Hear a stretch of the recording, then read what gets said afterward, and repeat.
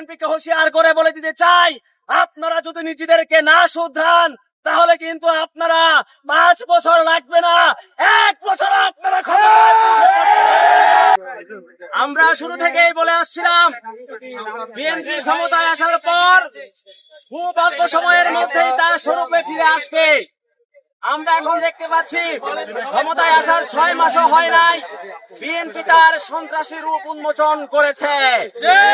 আজকের এই হামলার মাধ্যমে প্রমাণিত হয় বিএনপি জুলাই বিপ্লব থেকে কোনো শিক্ষা নেয় নাই, বিএনপি আওয়ামী লীগের ফ্যাসিবাদ থেকে কোনো শিক্ষা লাভ করে নাই।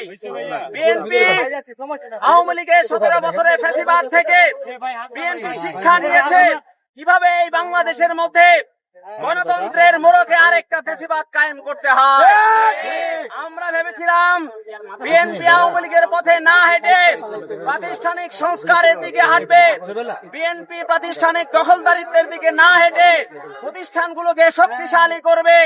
কিন্তু আমরা গত 6 মাসে বিএনপির যে রূপ দেখেছি, সেই রূপের মাধ্যমে জনগণের কাছে তা স্পষ্ট হয়ে গিয়েছে এই বাংলাদেশের মধ্যে গণতান্ত্রিক পদ্ধতিতে কোনদিনই বিএনপির পক্ষে ক্ষমতায় আসা সম্ভব নয়।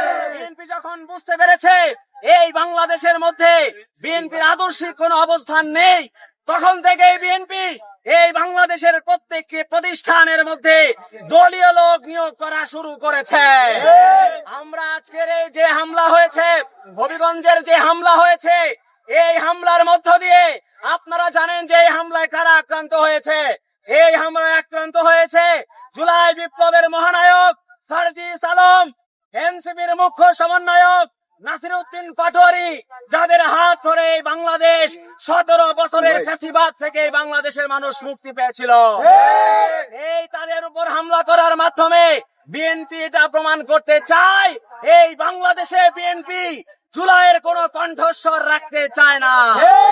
বাংলাদেশের মধ্যে বিএনপি জুলাইয়ের কণ্ঠস্বরকে ভয় পায়। এই বাংলাদেশের মধ্যে বিএনপি তরুণদের কণ্ঠস্বরকে ভয় পায়। এবং এই হামলার মধ্য দিয়ে এই বাংলাদেশ আবারও দেখেছে বাংলাদেশ আবারও বিএনপির কালো যুগে পদার্পণ করেছে।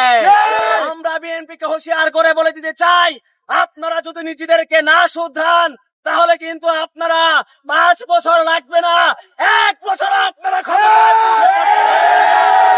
বাংলাদেশের তরুণরা জাগ্রত আছে, আমরা জাগ্রত আছি। আমরা রক্ত থাকতে জীবন থাকতে জুলাইয়ের আকাঙ্ক্ষা বাস্তবায়ন করব।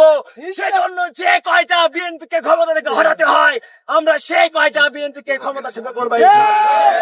আমরা আজকের এই সমাবেশ থেকে আমাদের ভাইদের উপর যারা হামলা করেছে তাদের দৃষ্টান্তমূলক শাস্তি এবং গ্রেফতারের দাবি জানিয়ে আমার বক্তব্য শেষ করলাম। ইনকিলাব ইনকিলাব, আমার ভাইয়ের উপর হামলা কেন? ভাইয়ের উপর হামলা কেন? সার্জিস আলম আহত কেন?